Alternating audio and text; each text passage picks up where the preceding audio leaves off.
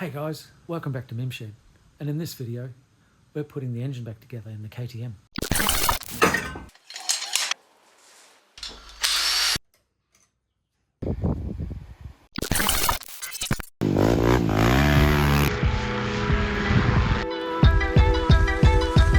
In my shed.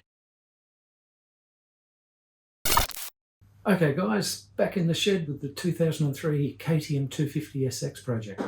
The engine is finally ready to go back together, cases cleaned, cylinder sorted, new parts ready, and now it's time to start reassembling everything. I'll talk through what I'm doing as I try to remember how to put this engine back together. This isn't a how-to video, it's more of a watch me try not to stuff it up video. So if you like chill workshop videos and watching engines come back to life, stick around, grab a drink, hang out, and let's get this engine back in one piece. Okay, let's get reassembling. Okay, so here I have all the engine parts laid out, ready to be reassembled. They've all been washed, gaskets removed, which I didn't want to bore you with, so I'm sure you know how to wash parts and remove a gasket. I haven't replaced any of the bearings. I didn't feel they needed to be replaced. They all feel good, but I do have a new seal kit, so I will be replacing the seals.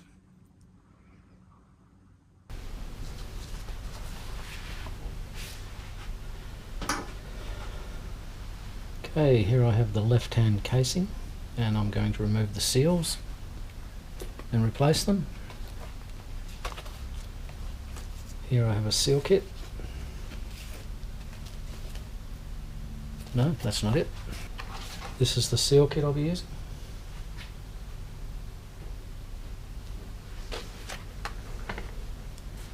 I have a seal removing tool. So we'll start on this one.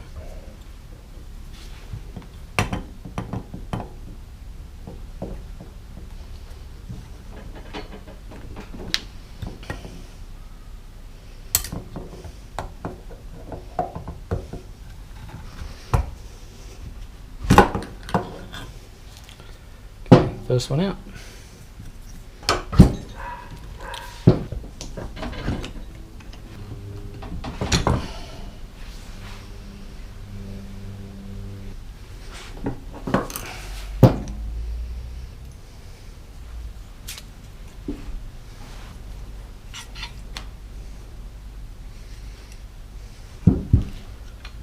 All good. Looks like the one we're after.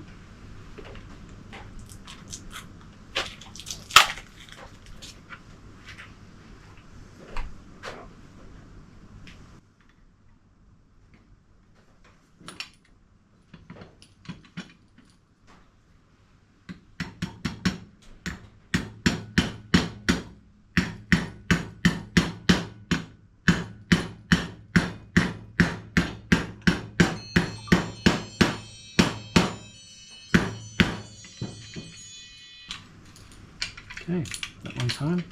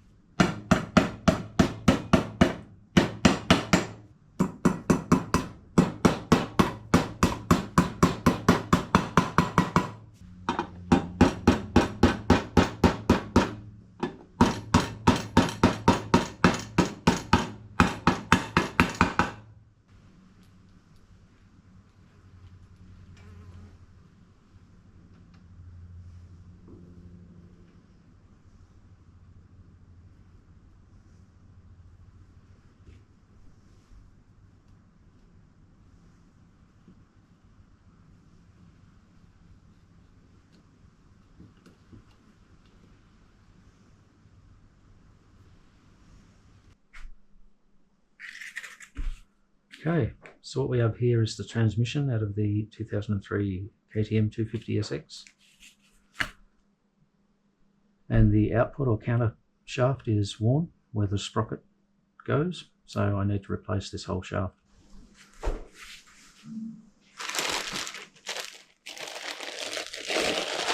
Here is the replacement off eBay. It is showing somewhere, but nowhere near as bad as that. So it should be a suitable replacement. So let's get into it. Okay. I'll insert a schematic so you can see what I'm dealing with and what goes where. So we've got a thrust washer, first gear, fifth gear, and then we've got a snap ring. I call these a snap ring because there's no actual hole and it's a different set of pliers to remove them. Snap ring pliers have a flat end on them that fit into that, between that, making this look harder than it actually is. There we go.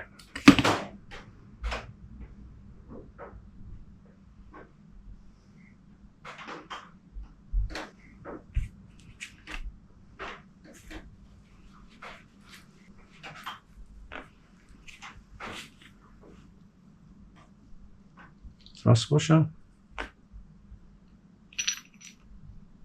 third gear,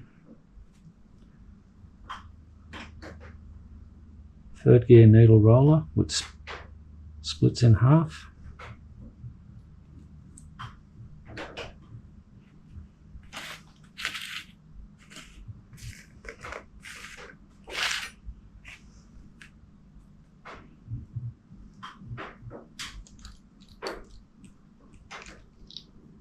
another thrust washer, another snap ring. There we go.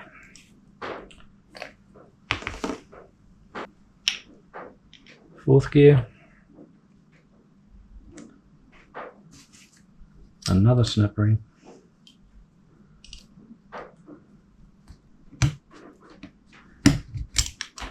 there we go, and the second idler gear, and a bearing.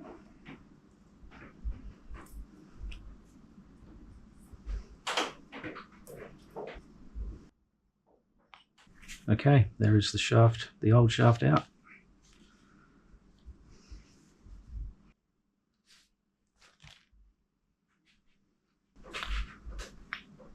Don't know how good you'll see that, the differences. A lot more meat on the spline of this one than there is on that one.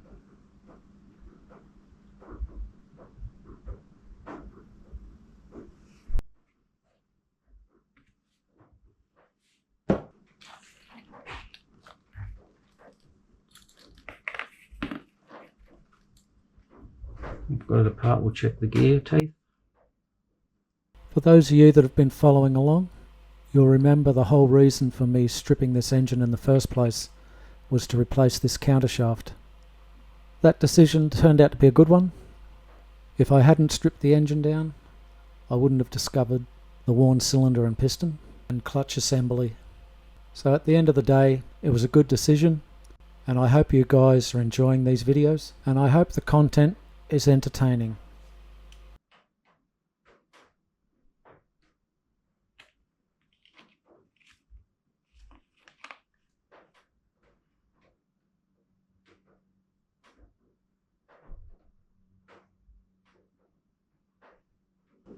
All look good. Okay, let's put this back together. What I have here is an oil can with some transmission oil in it.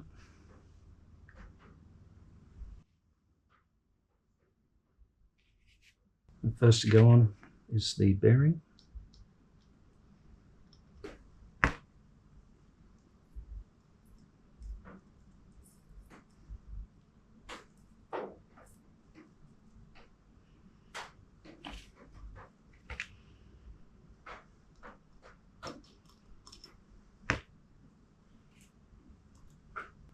Next, the second idler gear.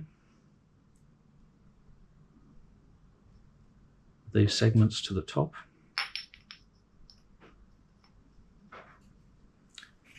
Thrust washer. And snap ring.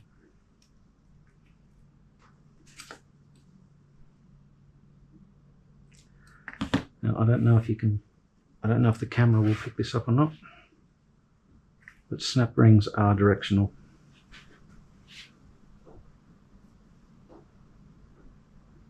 You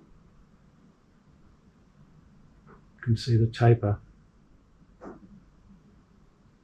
means this is the top, goes on that way. Installing the snap ring incorrectly won't cause any damage. It won't come off. It'll just make life harder for the next person that has to remove it. And that person could be you.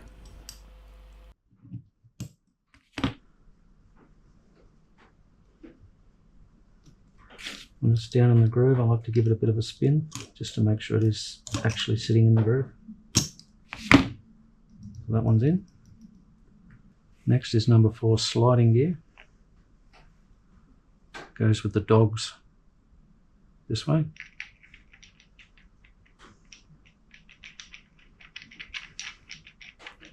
And it's splined to fit on the shaft and lock in to the second idler gear.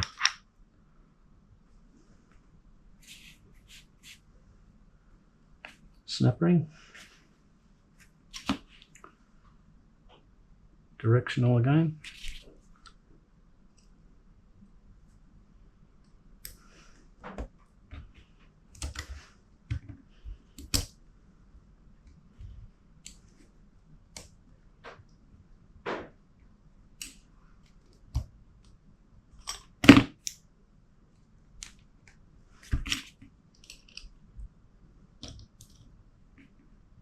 There we are. Thrust washer.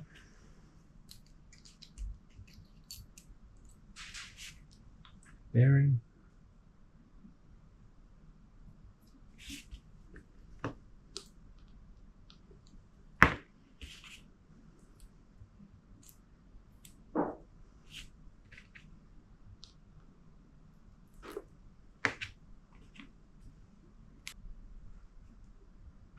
Number 3 idler gear. So segments facing up. Thrust washer.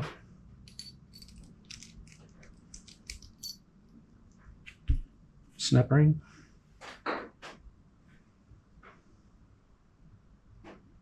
This one's a little harder to tell. I think that way's up.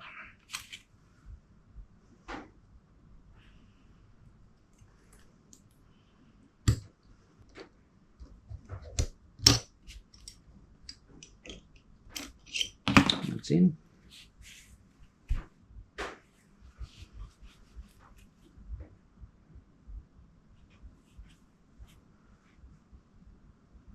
Fifth sliding gear, splined again, locks into the segments of the third gear.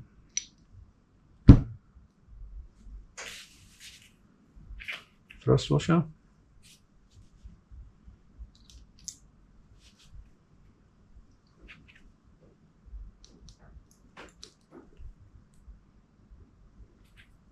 Bearing.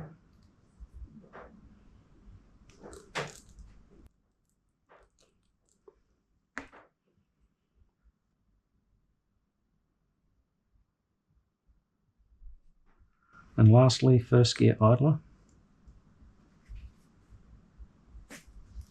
and the thrust washer. Okay, new shaft installed.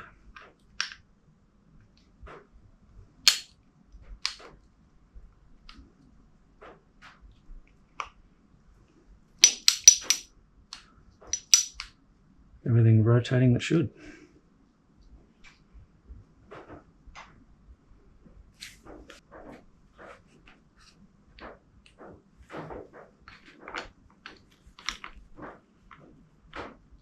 Now we have the transmission all mated up.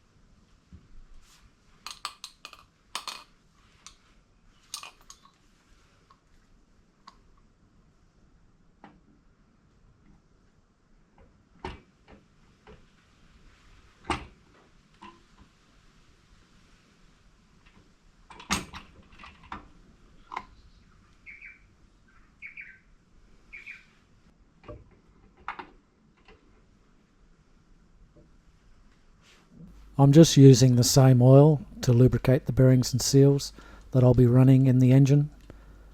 I've never felt the need to use the expensive assembly lube.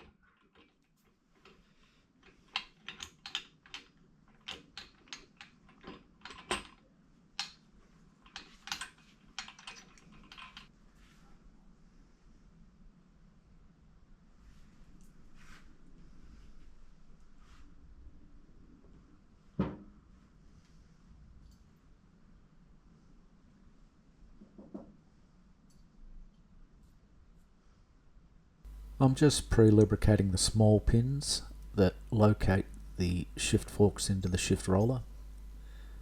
The manual says to take photos before disassembly. I didn't do that, but turns out it's all fairly self-explanatory.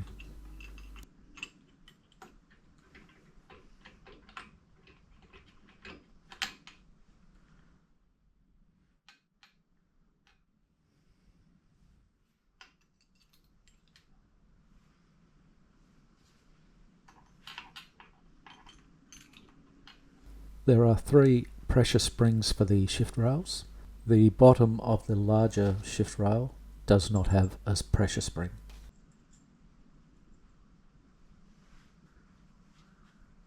The shift roller can be a little bit tricky to get into position. The pins of the shift forks slot into the grooves of the shift roller, and then the shift rails go down through the shift forks and lock everything into position.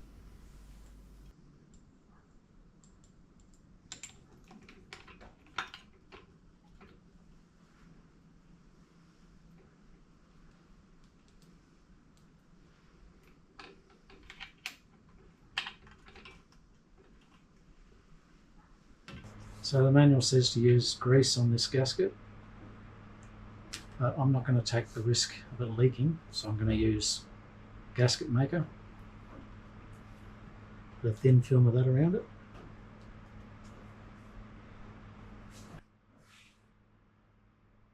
The reason I've gone against manufacturer's recommendations and opted for the gasket maker over the grease is that I really don't want to get a leak between these 2 cases. A leak would mean I have to completely strip the engine again, and I really don't want to have to do that.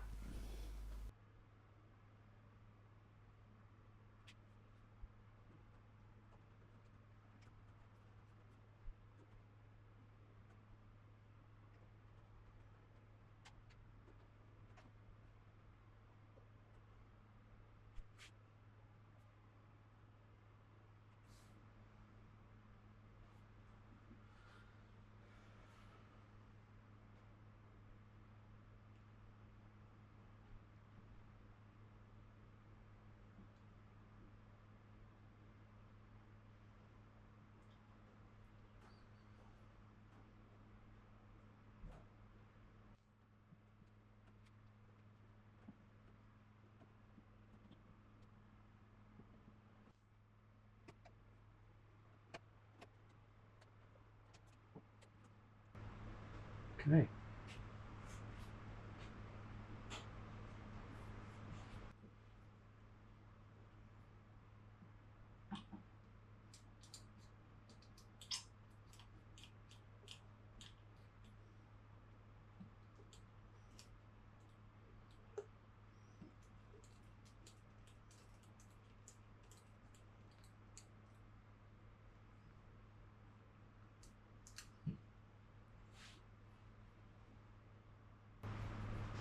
There goes nothing.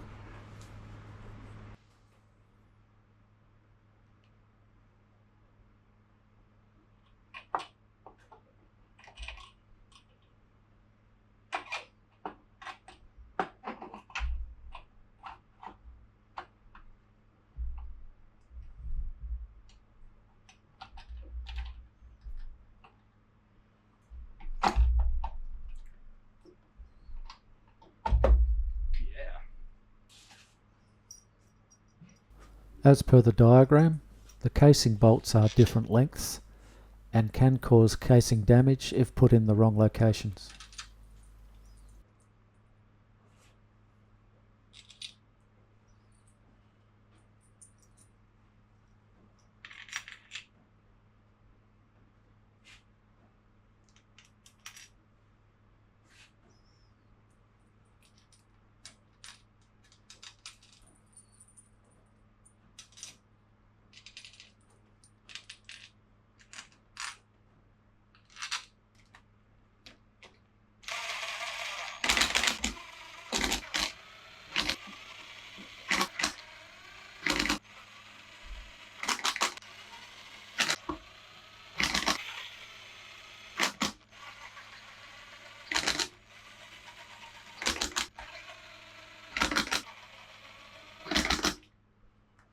Okay, so now I need to torque these down to 10 Newton meters. Everything's turning, everything feels good. Okay, 10 Newton meters.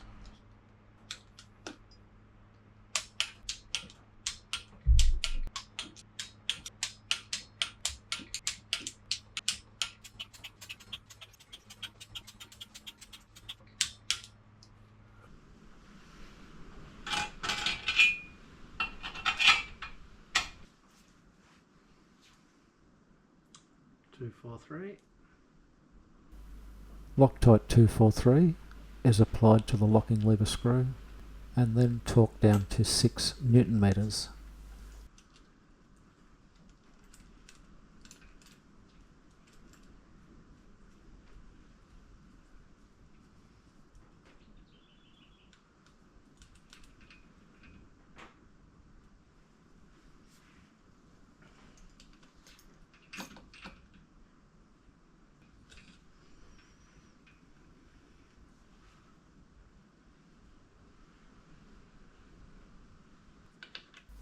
The shift locating drum bolt torque is 10 Newton meters.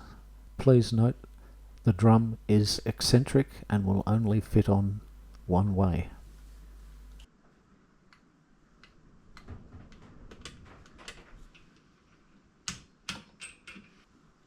Next thing is the selector shaft.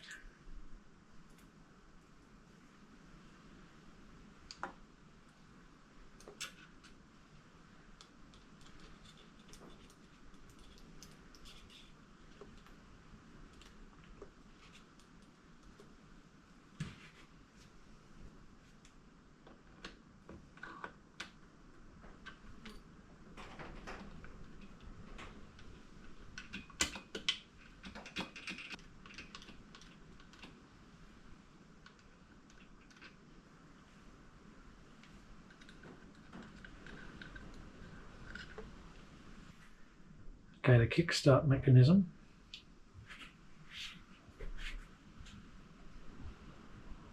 There's a pop mark there and a pop mark there. And according to the manual, the pop marks go one spline around from each other. So pop mark there, pop mark there. Thrust washer and spring, and into position. And the spring anchor is next.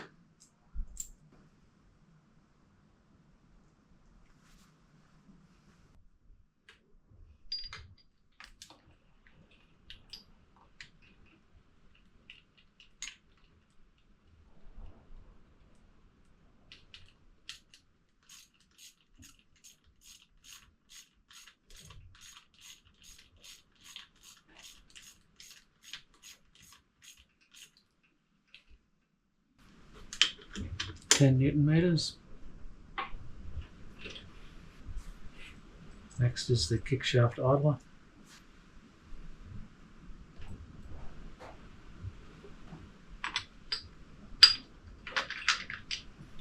Thrust washer and circlip. Circlip goes that way.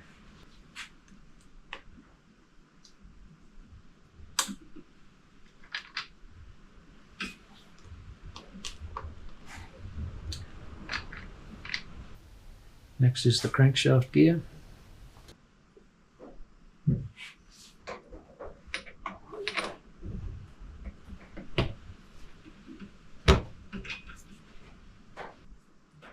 Next is the clutch hub bearing.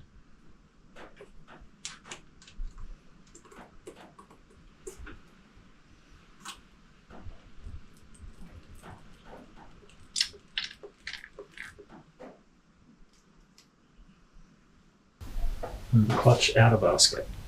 For those of you who have been following along, you'll remember that the clutch basket out of the original engine was very badly Thrust worn. washer. And inner clutch hub.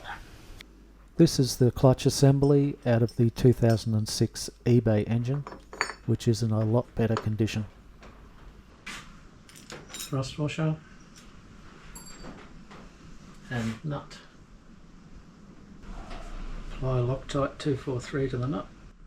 A majority of parts from the 2006 engine share the same part number as the 2003, which makes them compatible and interchangeable. Torque to 100 Newton meters.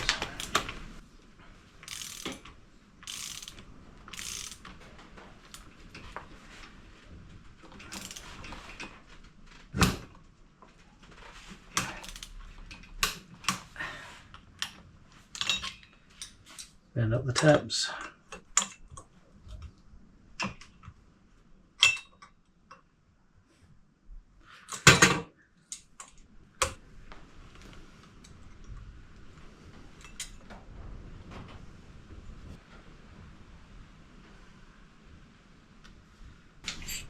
Apply Loctite 243. The crankshaft primary gear.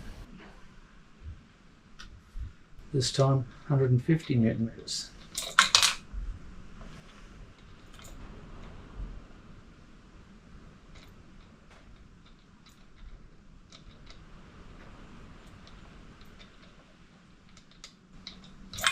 Come on.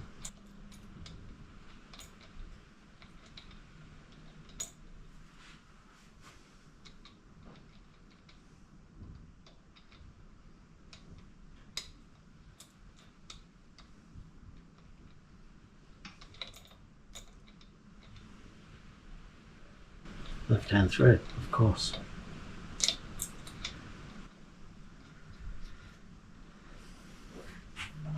If you have one of these tension wrenches, then you just need to swap this around and you will have left hand thread.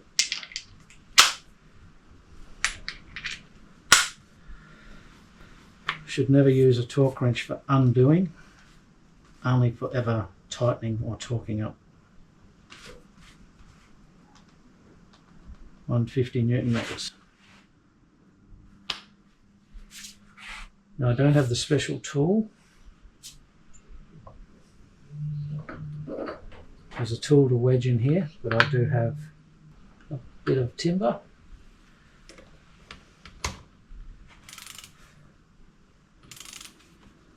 Let's see how we go.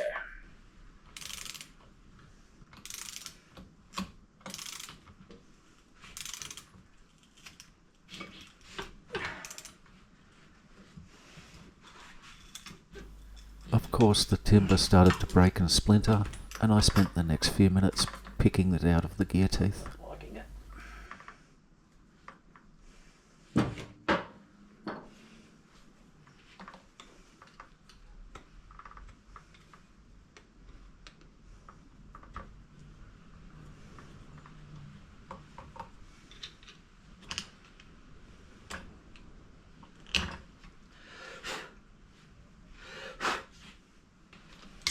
Next, I thought I'd try my clamping tool, but I just couldn't get it to fit in there properly without it fouling on the clutch basket and potentially causing damage.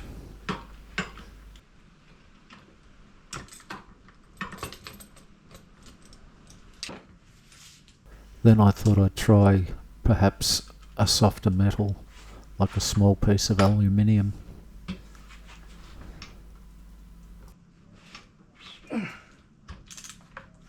But it started to crush and break as well and leave small particles of aluminium behind.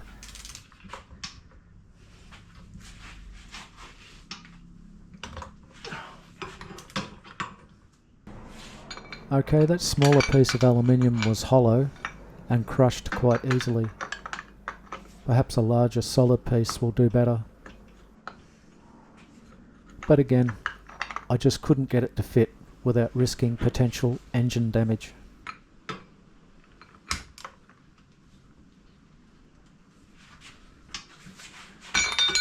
Nothing I could think of was working, and I was risking damage to the engine. But then I had a light bulb moment. The second engine.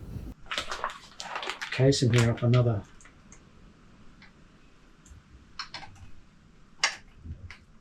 of the 2006. I don't know if I can use this idle gear, we'll see.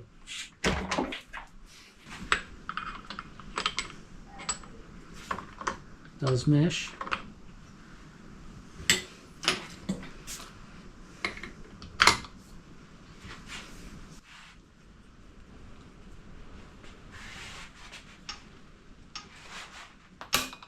Got it. There we go. Done. Thrust disc. Little needle roller bearings in there.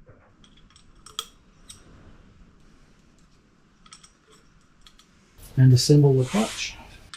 I didn't consider it necessary to pre-soak these friction plates, as they were not brand new and they were already saturated with oil. Just a light coating for good measure.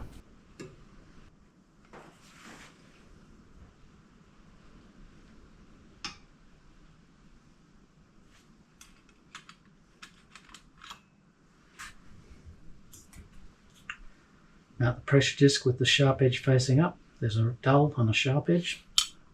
So this side up.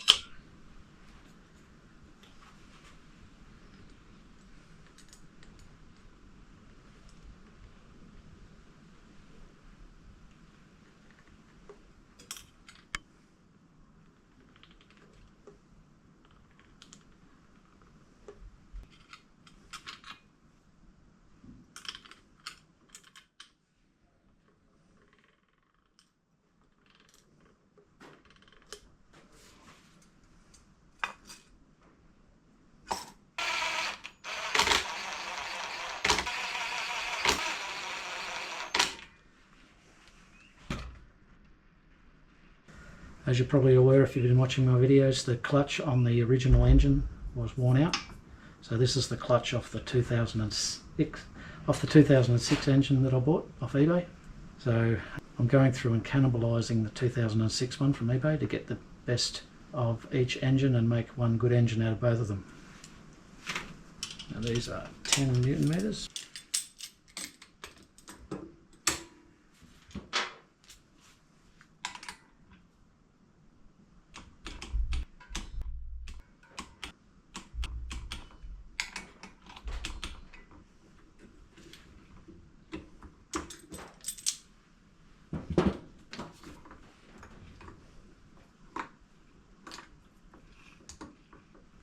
Okay, next thing is the clutch cover, but before I do that I'll change the seal on the water pump. So this is the inner clutch housing. It houses the water pump, and in behind this the impeller is a seal, so we'll change that out.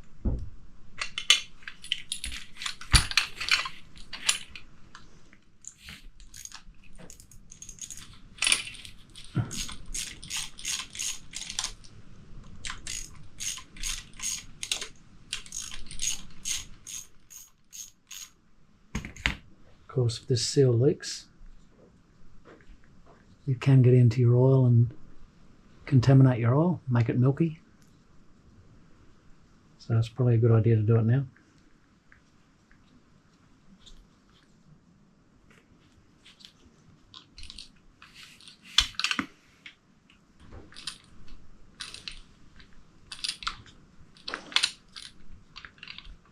There we are. Just on a square drive. Here's the seal. I've another one here.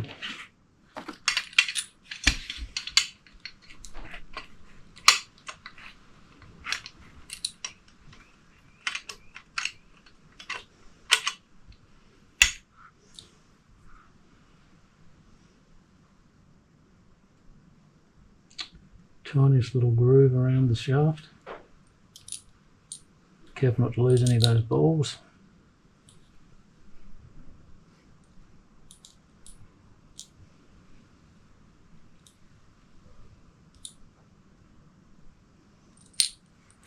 Just going to drive that seal out now.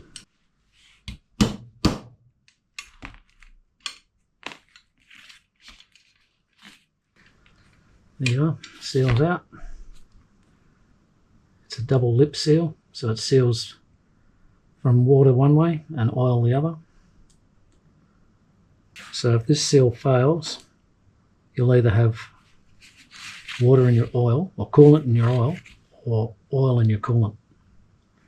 Depends which side has failed. So in my kit I have a new seal. Still haven't found that one. Don't know where that one goes. It may be for another model.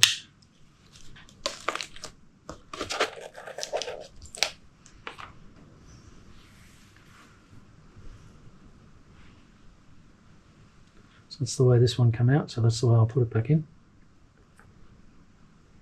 Put a little bit of grease around the seal. To the inside of the seal, not the outside. The manual suggests that you use Loctite 243 on the outside of the seal. And we'll push it back in.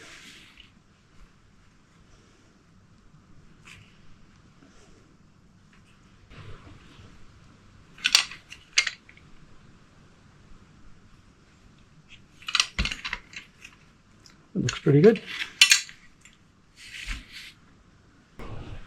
They call this a centrifugal timer. What that does is control your power valve. As engine revs increase, centrifugal force forces the balls of the centrifugal timer outwards, pushing the rod up or down and moving the exhaust flap. How quickly this happens is determined by the spring strength in the exhaust controller. Okay, so that's in. Okay. Coat the bolt with Loctite. We will mount the impeller, as so.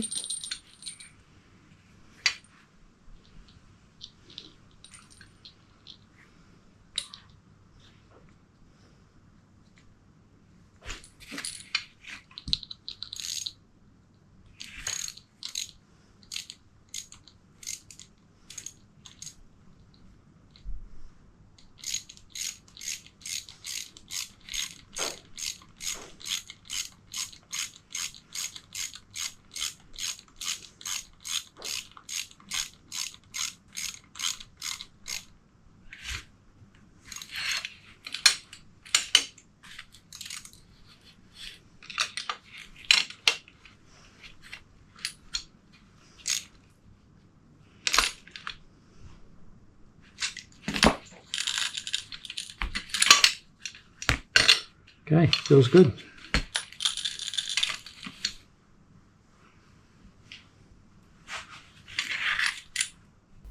And some grease for the Kickstarter shaft.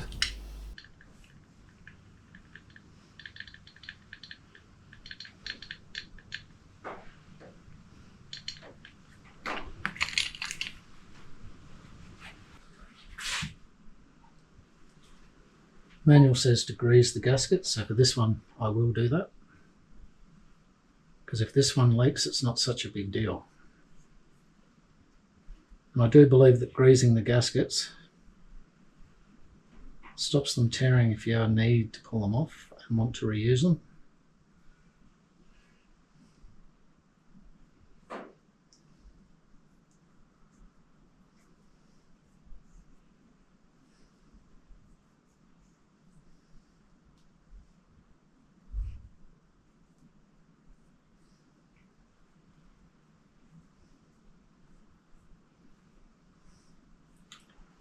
Okay.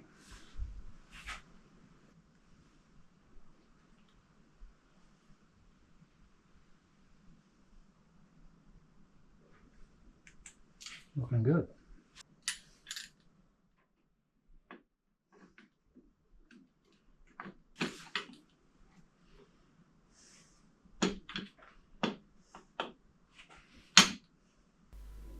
There's a lot going on under this cover to get right. The gears on the centrifugal timer, the spring on the Kickstarter, and the gasket all have to line up for the cover to sit down in place correctly.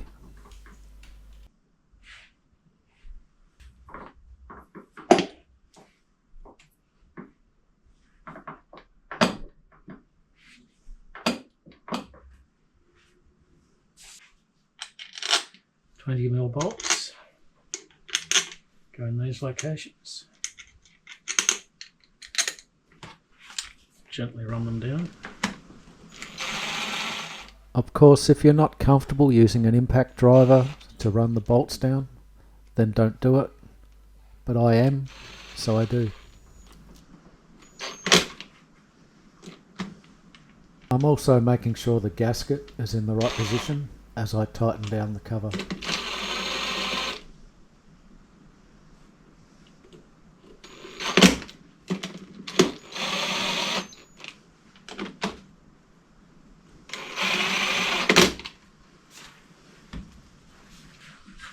A new rubber gasket for the water pump cover going in.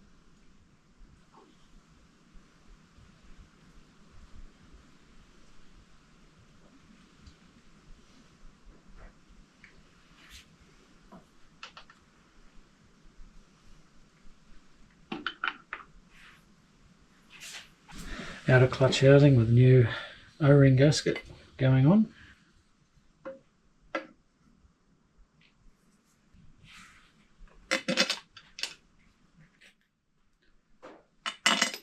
$60, $60,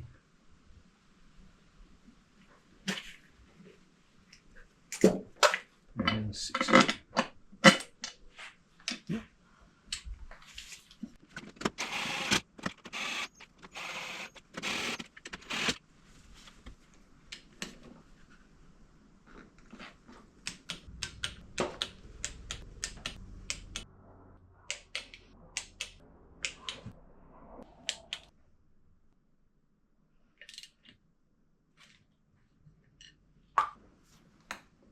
There are two spring clips that need to be removed so that the gudgeon or wrist pin can be removed from the conrod and piston.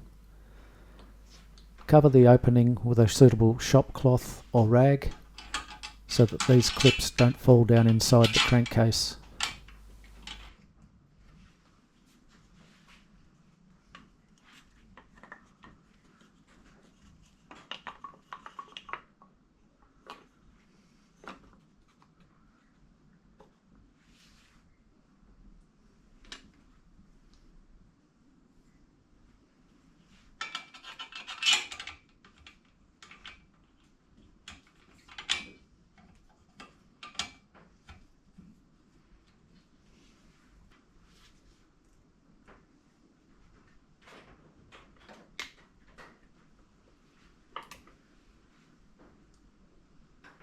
This wrist pin or gudgeon pin is stuck.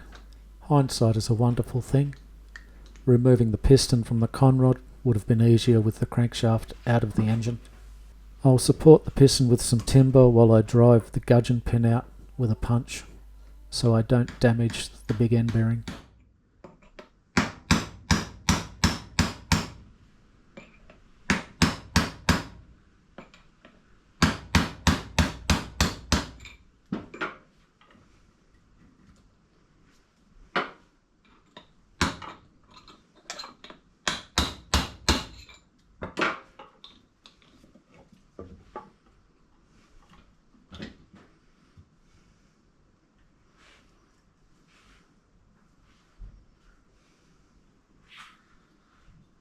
There we are, piston out.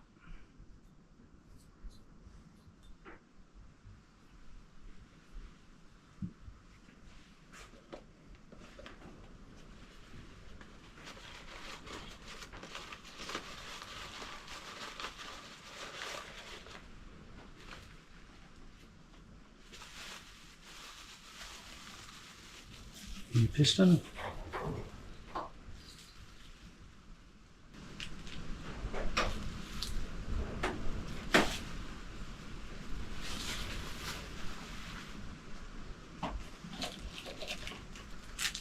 Few clips.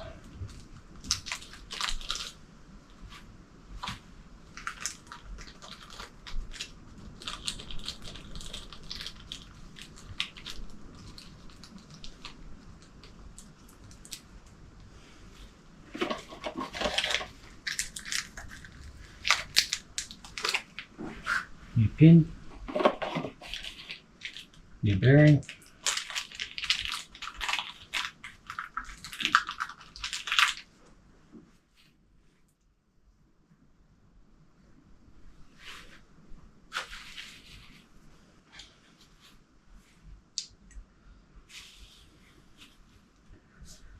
what I'm going to do is fit a clip to one side of the piston.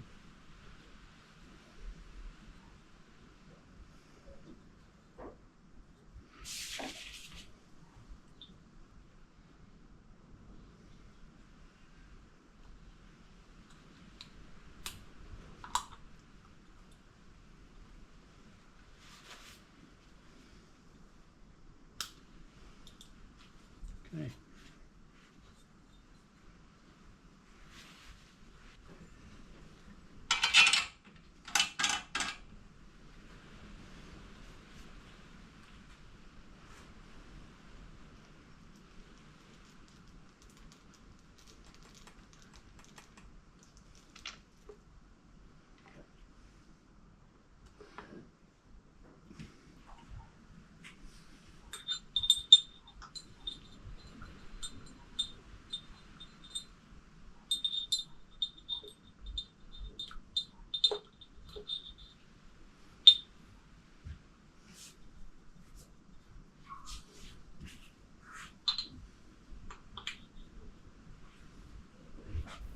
Mount the piston to the conrod with the arrow facing towards the exhaust port. Okay, piston on. Fitting these clips to the piston would have to be the most awkward part of the whole build.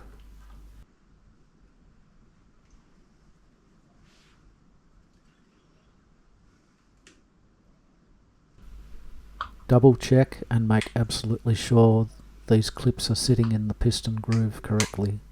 If they were to come out, they can cause substantial engine damage. Gotcha. Now the rings.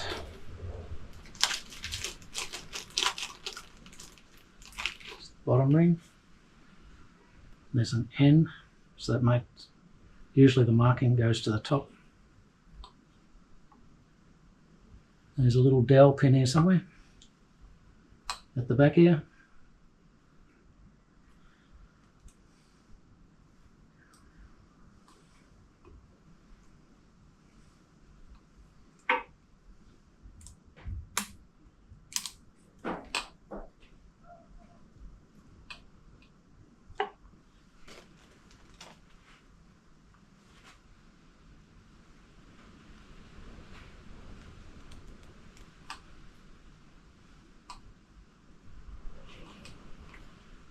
Okay, rings are ready to go in the cylinder.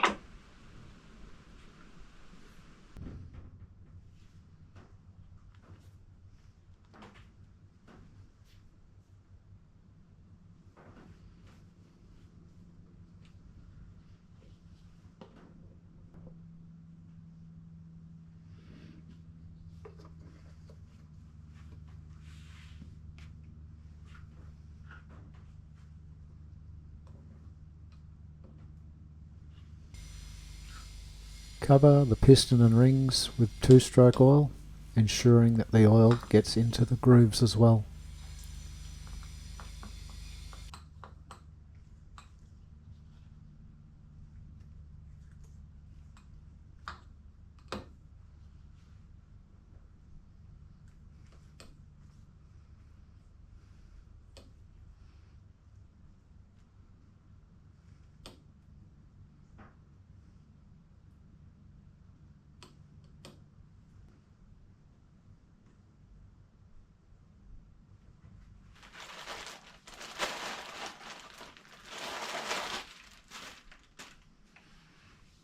A freshly set up cylinder. This cylinder is from the 2006 engine that I purchased from eBay.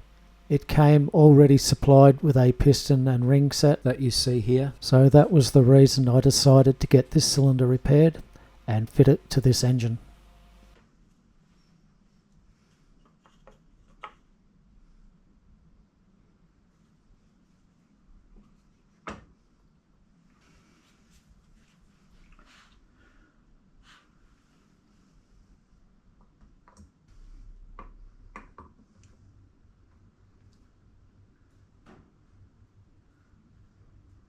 Take care to align the ring gap with the tiny dowels in the piston.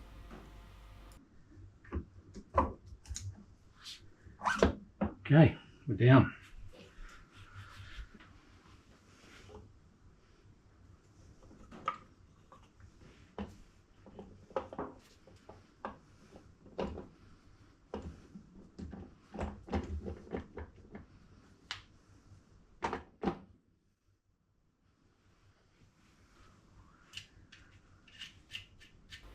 Torque the cylinder base nuts to 35 Newton meters.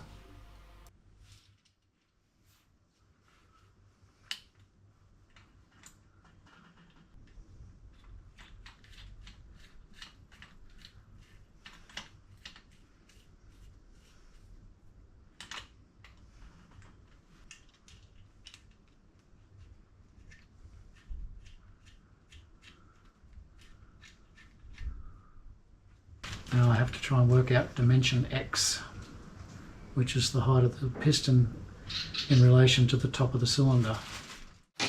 Now I don't know how this happened and I apologise, but somehow I have lost the footage from all three cameras of me checking and adjusting dimension X.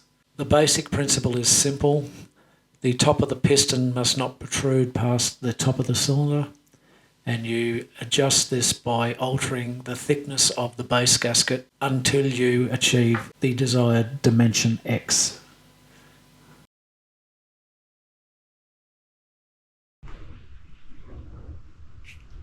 Okay, this is a trick. We're reusing copper washers. These are the copper washers for under the head studs. So in order to make these seal again, we need to soften them up. So with a blowtorch, we can re-anneal them, which is get them cherry red, and dunk them into some water. That'll quench them and soften them up, so when we use them under the head studs again, they'll create a seal. At the moment they've gone hard and they could potentially leak, but once we anneal them they'll be soft, and they should conform to the head studs and the head itself and make a good seal.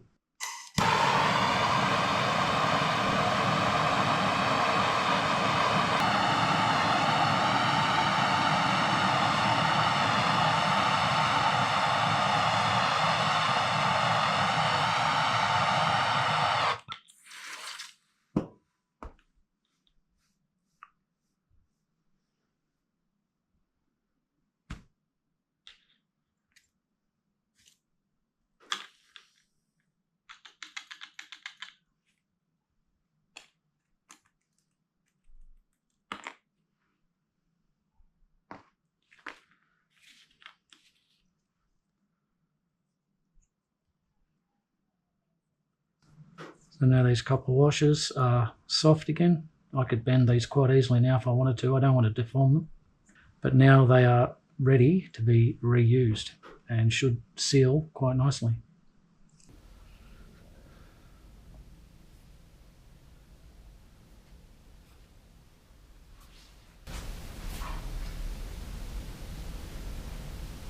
So if the O-rings don't quite fit, just give them a bit of a stretch.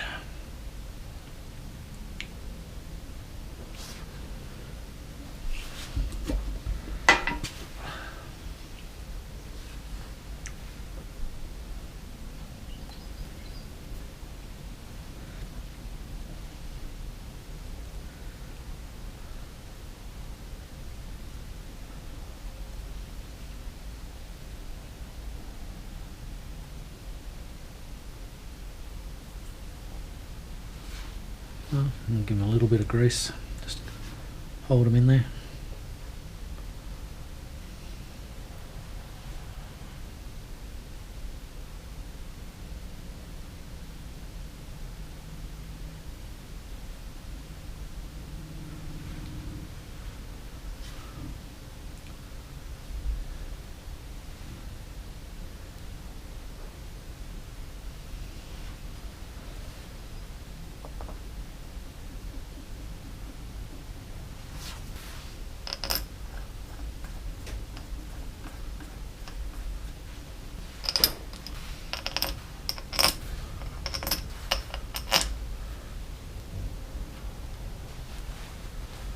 The manual says to tighten the head studs to 27 Newton meters, but in increments of 3, so we'll go 9, 18, 27.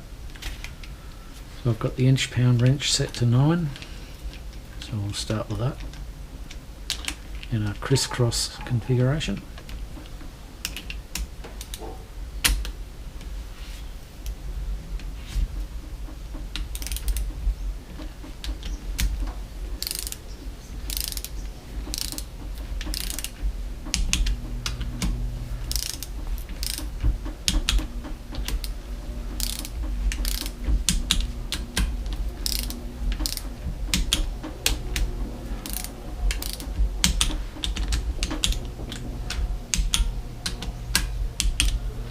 Okay, bump it up to 18.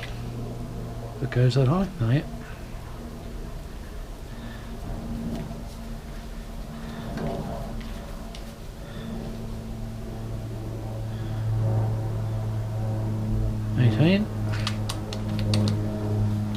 Go again.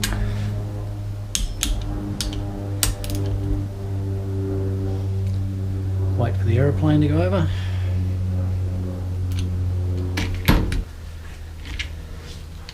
So we have 18. Crisscross.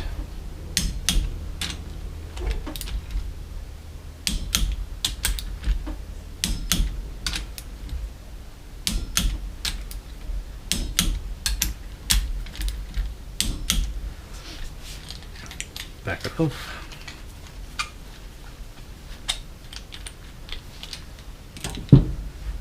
And for the last 27, I've got my big wrench.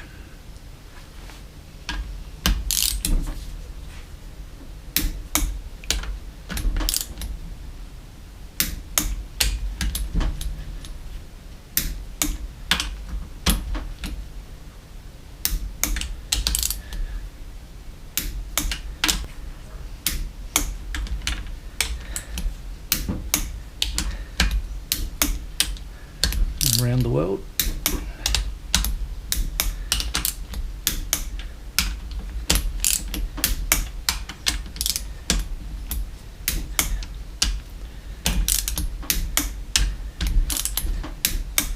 Okay, they're done.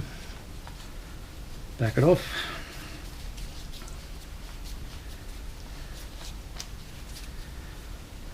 Okay, heads down and torqued.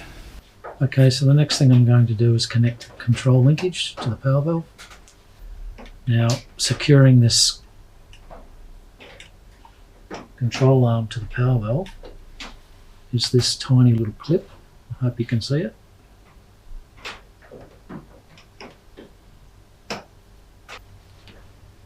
So the manual says to push the control rod all the way down and the flap all the way down, and to adjust this as necessary within 1 millimeter of travel. So this is not lining up correctly, but if I undo this lock nut and turn it slightly, that should push straight on and it should be fine. So let's do that.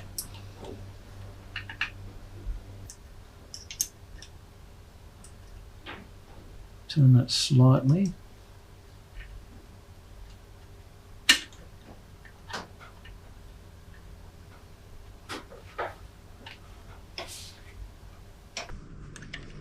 I'll put a little bit of grease on the inside.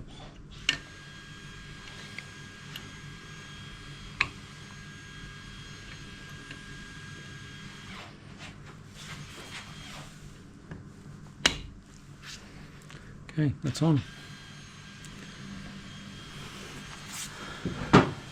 Now before I go any further, I'm going to cover up this hole.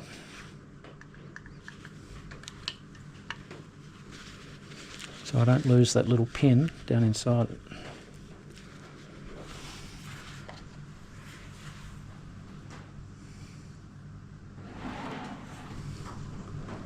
Now this little pin goes up in a hole up in the side there.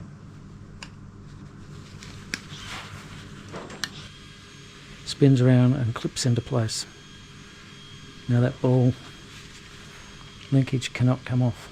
in theory. I've got the cover and the gasket.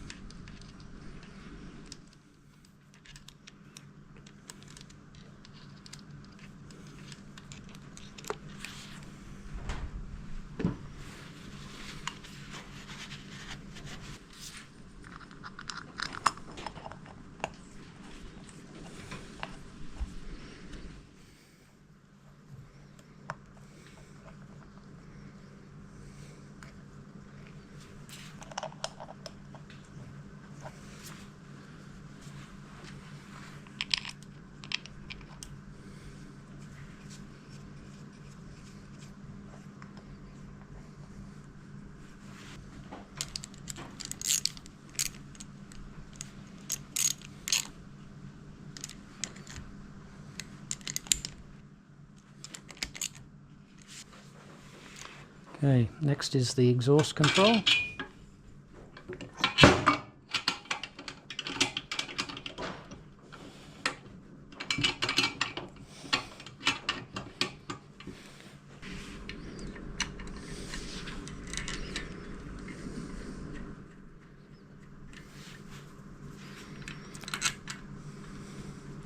And there is a setting for this, depending on how quick you want the power band to cut in.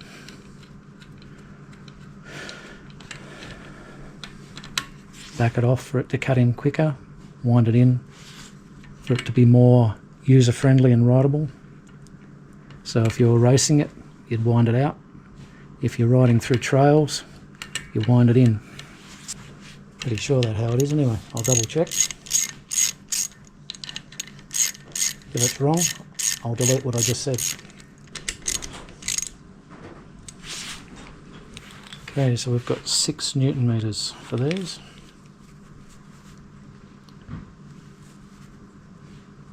Probably over-torqued them already just by doing them up by hand.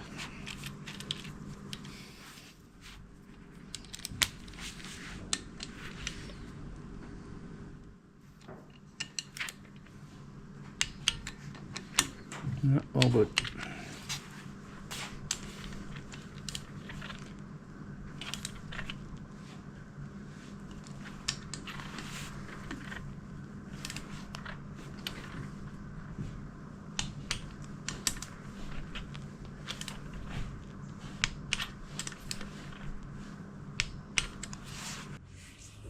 Okay, so next we have the stator.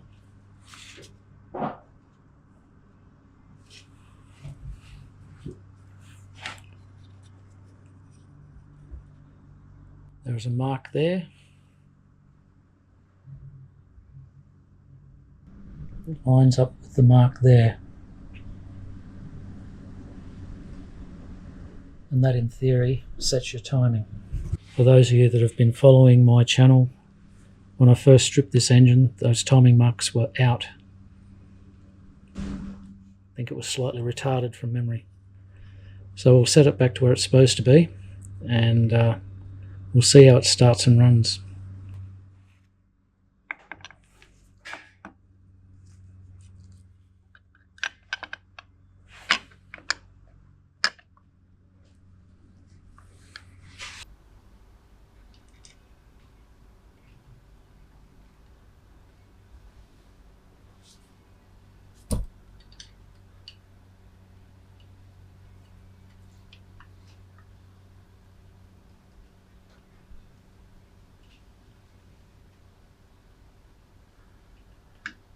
This stator is purely for ignition or spark only. It has no coils to provide charging current or current for lights, etc., because this is a motocross bike and it doesn't require lights or indicators, or doesn't carry a battery.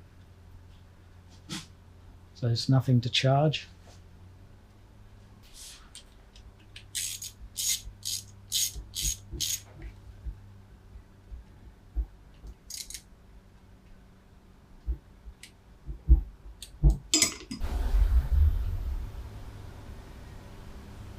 line that coil up, that mark up now.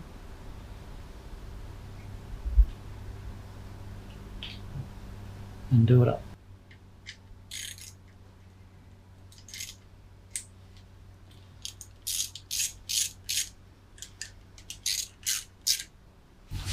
And same again, 6 Newton meters.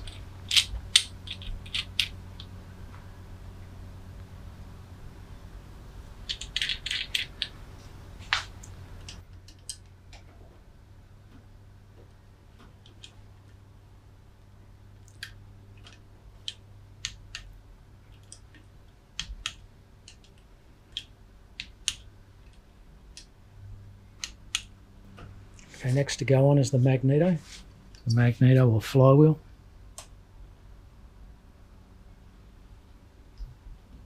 The magneto has a series of magnets in here. And as the magnets, well, it goes that way. As the magnets go over these fields, it creates a charge, and that's what gives us our spark in a very basic form. Okay, that's on the key. And I'll find a torque setting for this nut.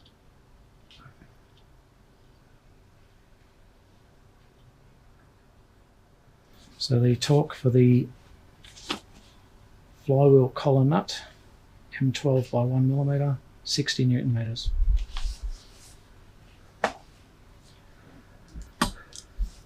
I know I bang on about this tool, but if you haven't got one and you do this sort of work, by all means get one.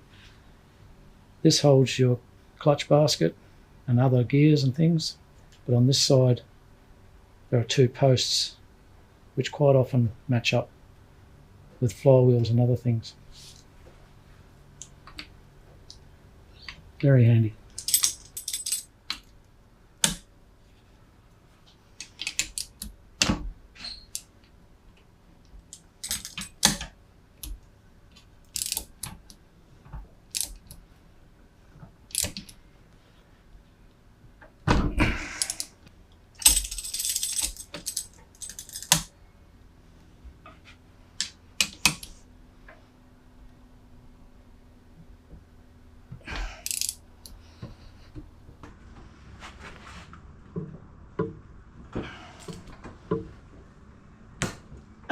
Got it.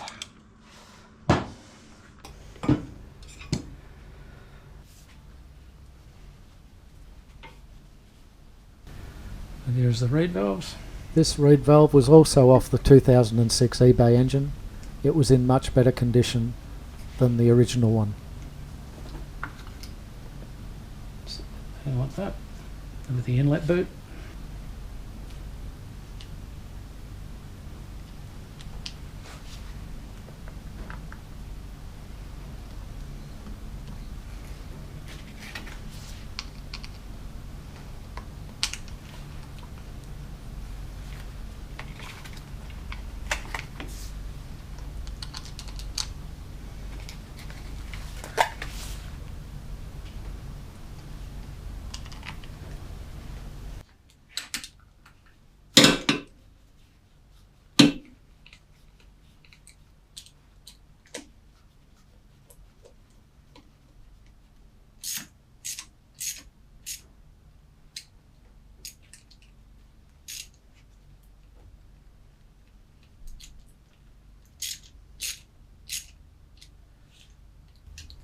If you remember from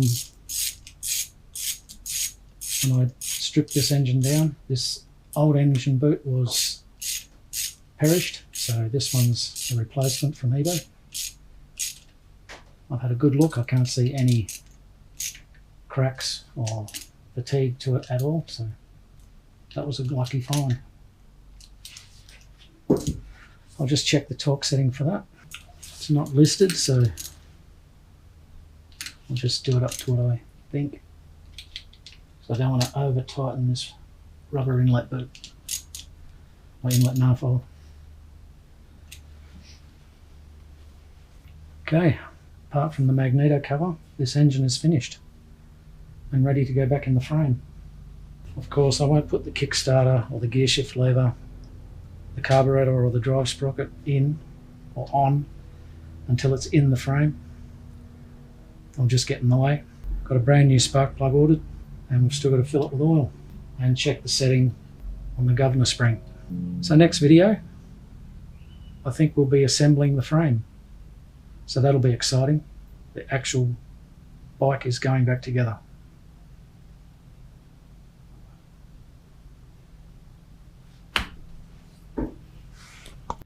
Well, that's it for the 2003 KTM250SX engine rebuild. Everything's back together, looking good, and I didn't lose any parts that I know of. Thanks for hanging out while I worked through it. If you liked the video, hit like, drop a comment, and subscribe for more shed projects. The next video in this series will be putting the frame back together and all the components.